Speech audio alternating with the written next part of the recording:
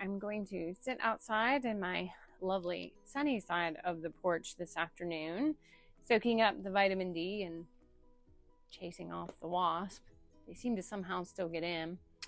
But today we're going to talk about one of the most talked about herbs in the world. If there was probably an herb that I thought had a PR campaign that was promoting it, ashwagandha is that herb. So if you spent any time on social media or search natural remedies, or maybe even a friend talking about things that you need, right? They're like, everyone should take ashwagandha, right? It's the best herb for stress. It changed my life.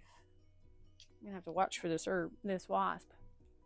But then you also hear someone say, I tried it and it didn't notice anything. I feel like I wasted my money. Or, oh my gosh, I took that for 2 weeks and I think I honestly started to feel worse. Well, which one of them's right? Honestly, they all might be right. And again, I do find that the interesting thing as I continue to study through herbs and learning the relationships and the patterns, right? Is you have to stop this one size fits all mentality, right? So when I first started learning herbs, I wanted the simple answers like most people do. And even when I talk today, right, I still get those questions. And it's like, just tell me the best herb for stress, right? Tell me the herb I got to take for sleep. Tell me the herb I have to take for anxiety. What herb do I need for my hormones? And then I just want somebody to hand me a list, right? Like most people do, right? We have enough things to think about, right? We want the list, the ever-changing list. But the more I study, unfortunately, the more you realize that herbalism does not work that way. Because herbs don't treat labels, right? The herb doesn't care you're not sleeping. It interacts with you, the person, right? And people, if you know enough of them, are wonderfully difficult and different and peaceful and tranquil, and some run hot and some run cold. And so that's how the herbs work too. So if you watch the adaptogen video, right, you already know that ashwagandha is literally at the forefront, right? And one of the ones that's most called out as a classic adaptogen, right? So we're not going to spend a lot of time on that today, but let's talk about why this incredible plant doesn't always become everybody's favorite herb, right? So before we go dissing ashwagandha by any stretch of the imagination, let's take a minute and give ashwagandha the credit she deserves, right? So this isn't some trendy herb that someone discovered 5 years ago, right? Ashwagandha has been traditionally used in Ayurvedic medicine for centuries, right? And there's about 3 or 4 different ways to pronounce that. But traditionally, it's been valued for supporting resilience during times of stress, promoting vitality, supporting restful sleep, and helping people recover after long periods of physical or mental strain, right? And modern researchers have become interested in it as well, particularly because it contains compounds called with analytes. And those compounds are believed to contribute to many of the traditional uses, right, that people associate with ashwagandha today. I have this fear that wasp is just walking on my back. So if you just see me scream and leave the screen, that's what happened. So yes, there is a reason that people do get excited about this herb. But here's where I think sometimes we can get into trouble, right? We hear all those wonderful things and immediately think, well, I gotta go get me some of the ashwagandha and I'm gonna start taking it and my life is gonna get so much better. Yeah, we've all felt like that. right? That's how a lot of us got into herbs, right? Is somebody told us or we read something and we started doing it. Now,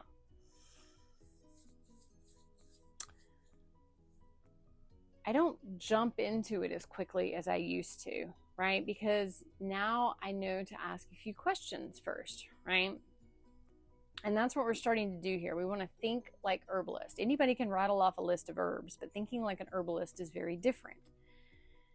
So the first question I usually ask is, why are we reaching for the ashwagandha, right? What has triggered this conversation, right? And then somebody will say, well, I'm stressed. Cool. We all are, given the day, the hour, the time, whatever, right? So I'm stressed doesn't really tell you very much, right? Stress isn't just one thing. Oh, the wasp is back. One person might be working 80 plus hours a week. Another person might have just lost someone they cared about deeply. Someone else has a newborn baby and hasn't slept in months or sometimes years. Someone else is caring for aging parents, and someone else is going through possibly menopause, right? It feels that their body suddenly has changed overnight and hates them. I understand that one. And then they've all used this word stress. I'm stressed, right? It's kind of like the word fine. I'm fine. But are they describing the same situations? No, not even close, right? A newborn baby is very different than the death of a loved one, right? So this is when you start asking other questions, right? Has anything changed? Maybe you took ashwagandha 10 years ago, right? And you loved it, but that doesn't automatically mean that it is still the best herb for you today, right? Maybe not. I don't know, right? So when you go reaching for that herb that worked 10 years ago and all of a sudden now it's not, you start to wonder what's happened. You have to remember that our bodies aren't frozen in time, right? As we move through life, things change. You're not going to like that. It's hot up there too. Hormones change, sleep changes, right? Stress changes. Everything changes, right? That's the only constant, right? Is change. Your health has changed, right? Maybe you were physically fit in your 20s and now you've just got a little extra love on you, right? So things have changed, right? Your medications may have changed. You might be on required pills now that you weren't then, right? So if you'll notice, as you get older, you respond differently to food and supplements as well, right? Some of us could, stay up late nights eating spicy foods and didn't pay the consequences. Some of us not so much. So it shouldn't surprise us from time to time if we need to reassess the herbs we are using too. It doesn't mean ashwagandha suddenly became a bad herb, right? We're not going to villainize it. It simply means we're asking, is this still the best fit for me today? And you can apply that to everything in your herbal cabinet. We don't stay in the same state, so we can't always rely on the same herbs that we've always known. So then you think about health history, right? For example, ashwagandha has been studied for its potential effect on the thyroid hormones, right? And there are cases reported suggesting that it may influence the thyroid function in some people. So, does that mean that everyone with a thyroid condition has to avoid ashwagandha? No. But I don't think it's that simple, right? I do think it's one of those situations where it's worth talking to your healthcare provider, right? Maybe your naturopath, your doctor, or whatever, right? And deciding what is appropriate for you. Because again, when we were taking ashwagandha 7-8 years ago, we didn't have these problems, right? And that is actual responsible herbalism, right? We don't just dump things down the hatch and hope for the best. We're not trying to run a fear campaign here either, right? We're making thoughtful decisions about what is best for our body, because who knows your body better than you? I can tell you my doctor doesn't, because they're always asking me the same questions over and over again. So You also can hear conversations about genetics, right? Things like MTHFR, right? Researchers are still learning how genetics influence the way we respond to nutrients, medications, and possibly herbs, right? So I wouldn't automatically look at your genetics and say, yep or no, right? It's not that simple. It really isn't. And people like to oversimplify this because they read something and they're like, yep, ashwagandha is going to be it for me, right? We have to simply recognize that every person's biology is unique, right? It's more of a reminder that we're not cookie cutters, right? God put special bits in each one of us, right? He made the herbs just as spicy as he made all of us. So it's actually one of the reasons I almost never answer messages, right? People will come up to me all the time and they'll ask me, you know, what herb should I take? And I'm never going to be like, oh, just take this herb, right? And I get those messages a lot. What's the best herb for anxiety, right? What's the best herb for stress? What's the best herb for menopause? That one can open up a few herbal books for you. But honestly, right, you have to understand, like, I understand why people ask the questions, right? We're all busy. We're all on the go. We all think we don't have any more brain capacity to learn one more thing, right? So I probably would have asked the same exact questions. I know I did, right, when I first started. What do I need to take for this, right? My tinctures have definitely evolved over the past years. But today, I usually answer with another question, right? Unless I'm doing like, you know, a speaking event or something like that, because that could be the whole event. But it's more like one-on-one, right? Tell me more, right? I don't know you. I don't know your health history.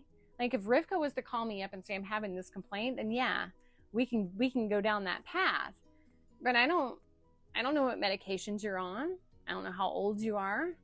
I don't know if you're sleeping 4 hours a night or if you're sleeping like the dead and you lovely get that 9-hour mark that is so elusive. I haven't seen that in years.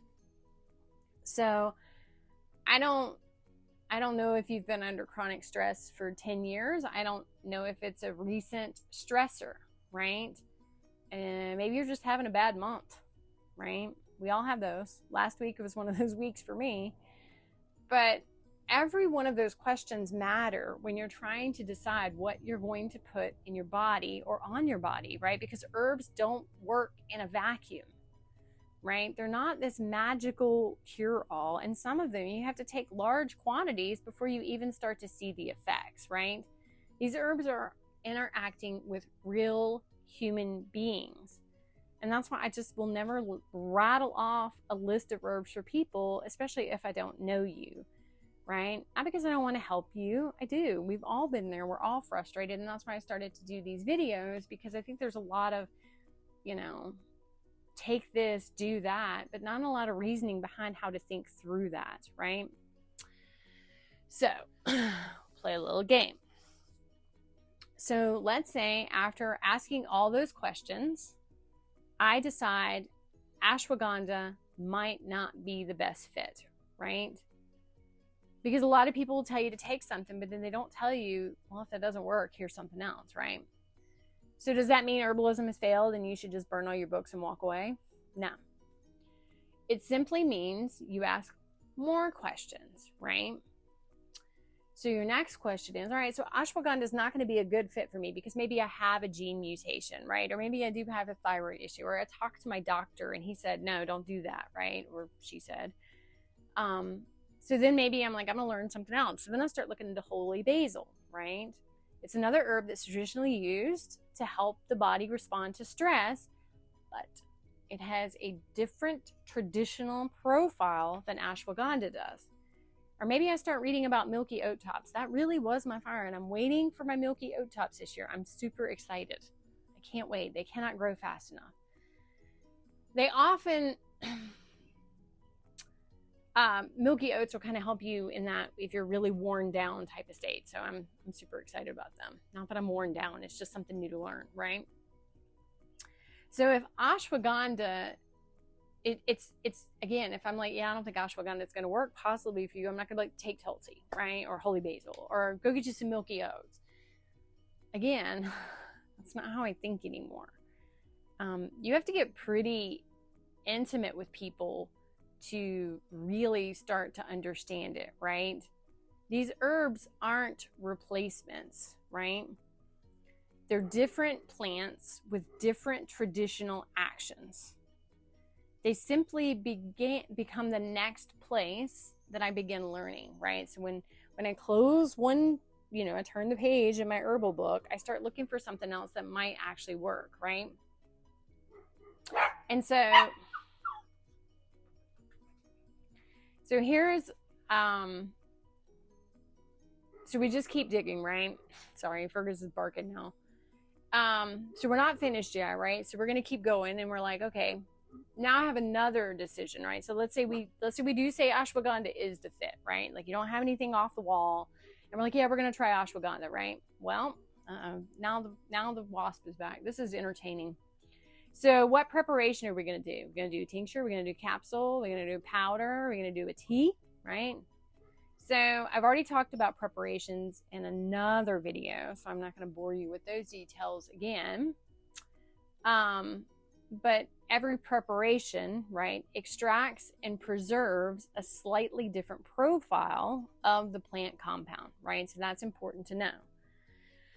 So choosing the herb is only half the decision, but again, remembering the way that you will actually take the herb is always going to be the best way to take it, right? So choosing the preparation and finding the herb after you've figured out all of the questions is kind of how you step through that, right? It's not just like, yep, ashwagandha is going to fix you tomorrow. Probably not. It never works for me. I do better with holy basil. So one sentence has really stayed with me throughout my herbal studies. You're looking for the right herb for the right person in the right preparation at the right time, right? And the more I learned, the more I realized that one sentence explains almost everything to herbalism. And that's why those books can get a little confusing, right? Because they really are stepping you through all that. So maybe next time somebody tells you, right, ashwagandha changed my life, or ashwagandha didn't work at all, I want you to think of it differently, right? So instead of deciding one of these people has to be wrong, right? I want you to pause and I want you to ask, I wonder what's different about those two people. Because I think, right, this is where you really start to step off into that path of really understanding herbalism, right? You're not memorizing plants. There's a lot of them. It's a lot of stuff to learn. It's going to take years, right? Some you may never use. Some are too expensive. I wouldn't even invest the money in them. But you're not going to go out and buy a whole bunch of supplements, right? We're going to learn through observation. We're going to learn to ask better questions, right? We're going to understand the plant that we're trying to look at and understand the person standing in front of you, or understand more about yourself to know that you're doing what you need to do, right? So for me, that's been my biggest lesson of all, right? The right plant, the right preparation for the right person at the right time. So until next time, guys, stay rooted, always stay curious, and keep growing in grace.